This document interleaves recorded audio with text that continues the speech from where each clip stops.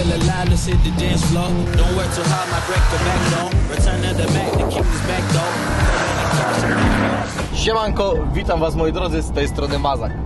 W dzisiejszym odcinku porozmawiamy sobie troszkę na ważny temat, jakby nie patrząc na dzisiejsze czasy, dlatego że domyślam się, że tankowanie 9.5, 9.8 czy czegokolwiek już troszkę jest przerażające, patrząc na ceny paliw, a jakby nie patrząc, gaz nawet staniał teraz i tankowanie w ogóle gazu jest dużo przyjemniejsze. Także jeśli właśnie Ty jesteś osobą, która domyślam się na tym kanale nie znalazła się przypadkowo, ponieważ i ja, i pewnie Ty jesteście fanem motoryzacji, i pewnie i ja, i Ty lubimy jeździć samochodami bez celu, takimi, którymi po prostu chcemy jeździć, a nie kupujemy jakiegoś sztrucla taniego, żeby tylko po prostu z nim przejeżdżać z miejsca do A i B. Jak oglądaliście film wcześniej, a jak jeśli go nie oglądaliście, to właśnie musicie go zobaczyć.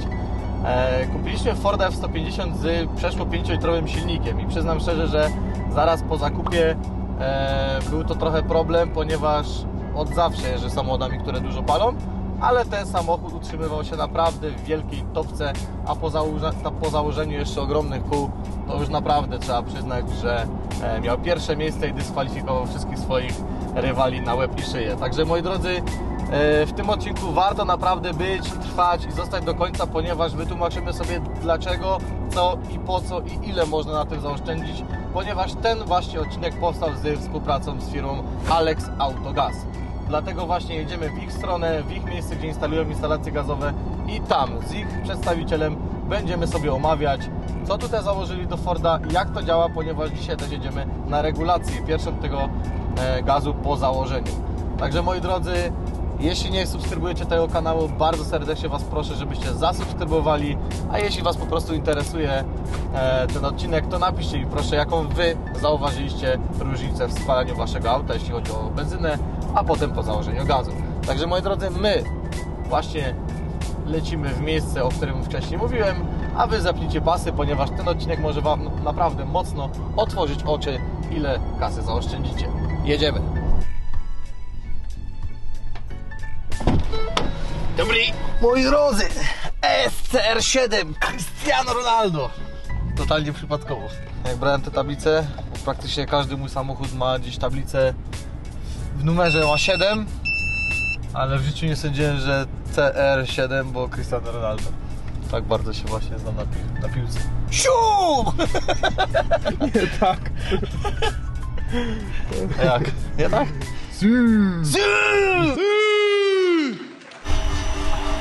Tylko ja nienawidzę chodzić w kurtkach. Wolę mieć 8 bluz na sobie niż jedną kurtkę. Stoję jak ciupa, jest tak zimno. Ostatnie tankowanie przed regulacją ostateczną Forda.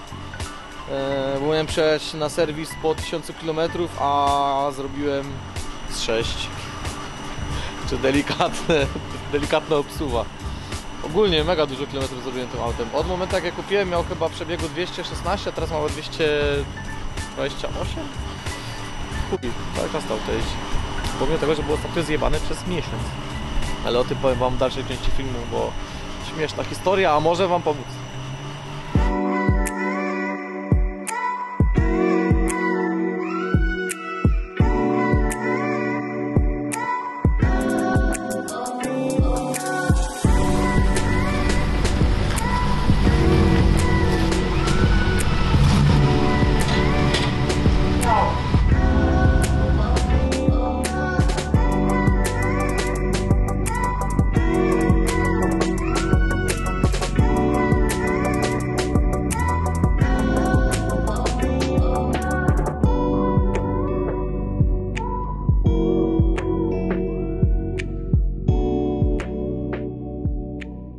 No i moi drodzy, jesteśmy w miejscu, o którym mówiliście właśnie przed chwilą. Jesteśmy w Intergazie Udarka w Czechowicach-Dziedzicach. Adres znajduje się gdzieś tam w opisie filmu.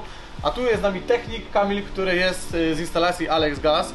I on nam właśnie przedstawi dzisiaj bardzo technicznie to, co jest w aucie zamontowane, dlaczego tak, a dlaczego nie inaczej. Także oddaję głos tutaj, ponieważ ja się na tym kompletnie nie znam, a chciałbym po prostu, żeby Was nie oszukać i powiedzieć Wam po prostu tak, jak to jest. Także przejdźmy sobie pod maskę i zobaczmy tak, jak to wygląda po prostu normalnie. Cześć wszystkim, oczywiście postaram się jak najlepiej wytłumaczyć poszczególne podzespoły instalacji gazowej, również żeby trochę więcej informacji Mazek zasięgnął.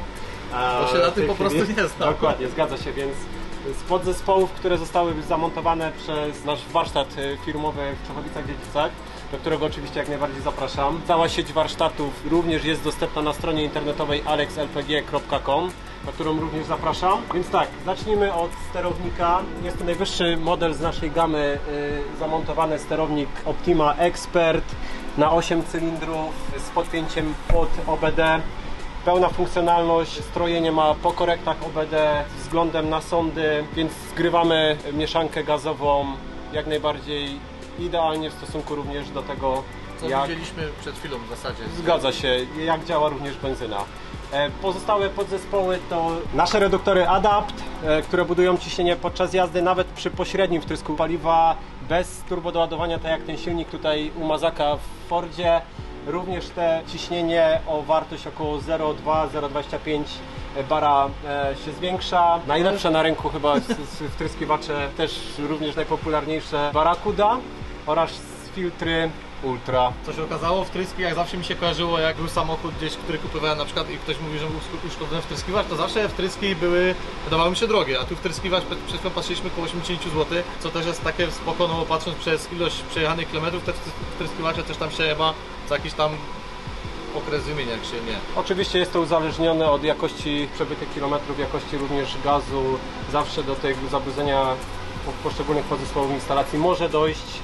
Dlatego też stosujemy te filtry odstojnikowe, które zbierają jak największą ilość tego zabrudzenia, które występuje w naszym polskim gazie.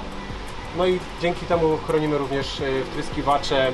Z rekordzistów, tych, których ja znam, to na komplecie wtrysków przejechał około 410 000, więc wydaje mi się, że wynik dość dobry. Myślę, że sprzedam już go do tego czasu. Jest taka możliwość. No, także wiemy wszystko w zasadzie, jeśli chodzi o takie podstawy tego, co tu jest zamontowane. Ja zamontując ten gaz, przed chwilą patrzyłem na Trip B 5000 km temu i chciałbym Was bardzo mocno do tego przekonać, żebyście jednak zalecany serwis zrobili w momencie, kiedy Was o to proszą, a nie tak jak ja, że wszystko odkładam na ostatnią chwilę. Tutaj na szczęście żadnych usterek tak naprawdę nie było, ale takie serwisowanie, czyli węże, podokręcać węże, posprawdzać wszystko, no to jest jakby podstawa tego, żeby to zrobić, tym bardziej, że z gazem no nie ma jajec. Także moi drodzy, my jeszcze jedziemy sobie dzisiaj sprawdzić na stacji diagnostyczną samochód, czy na pewno wszystko od spodu wygląda ok, jeśli chodzi o przewody, takie wszystkie rzeczy, gdzie też pewnie za chwilę pojedziecie z nami. No a co, z naszej strony chyba jeśli chodzi o sprawy techniczne, no to jest wszystko, a jeśli chodzi o to, gdzie możecie taki gaz założyć, gdzie możecie się dowiedzieć o tym więcej, wszystko znajduje się w opisie, no i w tym miejscu macie mapkę, która Wam się wyświetla i właśnie tam możecie podjechać i sobie właśnie taki gaz założyć. Także co? Zapraszam serdecznie. Dobra, także wy patrzcie jak to wygląda, bo to jest, wygląda to prosto, domyślam się, że to wcale nie jest takie proste i trochę jednak trzeba techniki i umiejętności mieć. No i co? Patrzcie, podziwiajcie, dla mnie to jest naprawdę fajne, bo z auta, które po zakupie paliło mega dużo litrów paliwa, zrobił się samochód, który tak naprawdę można powiedzieć, że śmiało jest gdzieś koło samochodu takiego normalnego, funkcjonalnego, wiadomo, wyższej klasy albo z większym silnikiem, ale dalej utrzymuje się to w normie, także no nic, no po prostu czysty zysk, no i nic więcej. No.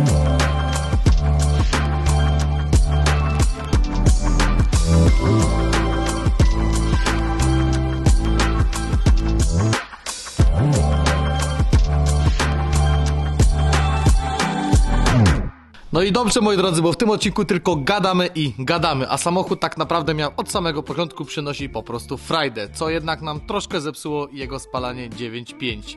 Po założeniu instalacji gazowej, jak widzicie, samochód sprawia mega dużą frajdę nadal, ponieważ pomimo tego, że jest ogromny, tego się nie da oszukać, ma ogromny silnik i napęd 4x4, bo warto zaznaczyć, że to wersja z 4x4, to samochód nadal nadaje się bez problemu do jazdy wszędzie, zawsze i nie boli tego w końcu spalanie, bo po przejechaniu 7000 km, jak już nawet nie lepiej, jestem w stanie powiedzieć śmiało, że pali 19 litrów gazu przy naprawdę zmiennym terenie, ale jakby dalej normalnym.